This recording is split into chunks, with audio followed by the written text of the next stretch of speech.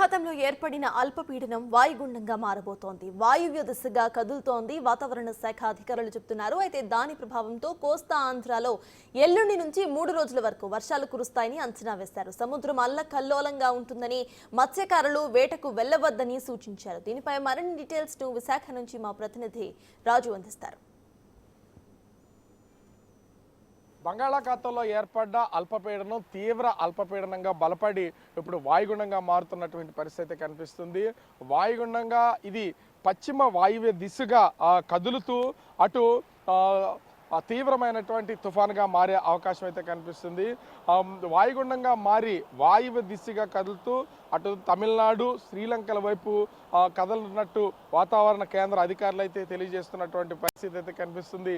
రానున్నటువంటి 3 రోజులు ముఖ్యంగా 27, 28, 29 తేదీల్లో అటు ఈ ఏపీలో వర్షాలు కురిసే అవకాశం ఉందని వాతావరణ కేంద్రం అయితే తెలియజేస్తుంది.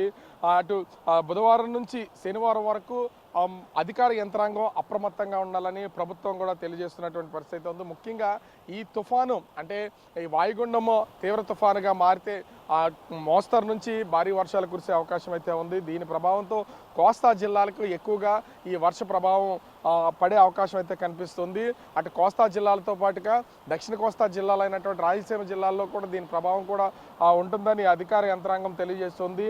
3 రోజుల పాటు సముద్రం అల్లకల్లోలంగా ఉంటుంది. ముఖ్యంగా చూస్తే మత్స్యకారులు ఎవ్వరూ కూడా వేటకు వెళ్ళొద్దని ఇప్పటికే అటు వాతావరణ కేంద్ర అధికారులతో పాటుగా మత్స్యశాఖకు సంబంధించినటువంటి అధికార యంత్రాంగం కూడా సూచిస్తుంది. ఎవరైనా సరే మత్స్యకారులు ఇప్పటికే సముద్రంలో ఆ చేపల వేటకు వెళ్తే వాళ్ళందరూ తిరిగి రావాలని హెచ్చరికలు జారీ చేసినటువంటి పరిస్థితి అయితే కనిపిస్తుంది. ముఖ్యంగా ఇది ఈరోజు వాయుగుండంగా మారి అటు తమిళనాడు అదేవిధంగా శ్రీలంకల వైపు కదులుతున్నటువంటి నేపథ్యంలో తమిళనాడు దగ్గర ఇది వాయుగుండం తుఫాను ఈ తీరం దాటే అవకాశం ఉందని అధికార యంత్రాంగం తెలియజేస్తున్నటువంటి పరిస్థితి కనిపిస్తుంది. ముఖ్యంగా ఏపీకి సంబంధించి దీని తీవ్రత ఎక్కువగా లేకపోయినా కూడా వర్షాలు కురిసే అవకాశం ఉంది కాబట్టి ముఖ్యంగా అటు ఉభయ గోదావరి జిల్లాలు, కృష్ణా, గుంటూరు, ప్రకాశం, నెల్లూరు జిల్లాలకి దీని ప్రభావం ఎక్కువగా ఉంటుంది. కోస్తా జిల్లాల్లో అదేవిధంగా ముఖ్యంగా చూస్తే రాయలసీమ జిల్లాల్లో కూడా కొంతవరకు తేలికపాటి వర్షాలు కురిసే అవకాశం ఉందని చెప్తున్నటువంటి నేపథ్యంలో రైతులు తీవ్రమైనటువంటి ఇబ్బందులు పడే అవకాశం అయితే కనిపిస్తుంది. ముఖ్యంగా కోస్తా ఆంధ్ర,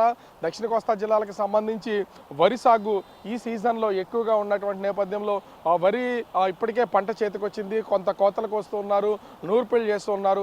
ఎక్కడెక్కడ కళ్ళాల్లోనూ అదేవిధంగా రోడ్లపైన ధాన్యం బస్తాలతో ఇప్పటికే ఉన్నటువంటి నేపథ్యంలో అకాల వర్షాలు కురిస్తే తుఫాను ప్రభావంతో ఖచ్చితంగా రైతులు తీవ్రమైనటువంటి నష్టాలు ఎదుర్కొనే అవకాశం ఉంటుంది. కాబట్టి ముందస్తుగా జాగ్రత్తలు తీసుకోవాలని అధికార యంత్రాంగం అయితే తెలియజేస్తున్నటువంటి పరిస్థితి కనిపిస్తుంది. దీనికి తోడు వాతావరణంలో వస్తున్నటువంటి మార్పులు అదేవిధంగా తుఫాన్లకు ముందు తుఫాన్ల తర్వాత కూడా ఖచ్చితంగా సముద్ర తీరం ముందుకు రావడం, వెనక్కి వెళ్ళడం జరుగుతున్నటువంటి పరిస్థితి కనిపిస్తుంది. మనం విజువల్లో చూస్తున్నటువంటి ఈ లొకేషన్ మొత్తం అంతా కూడా అదే.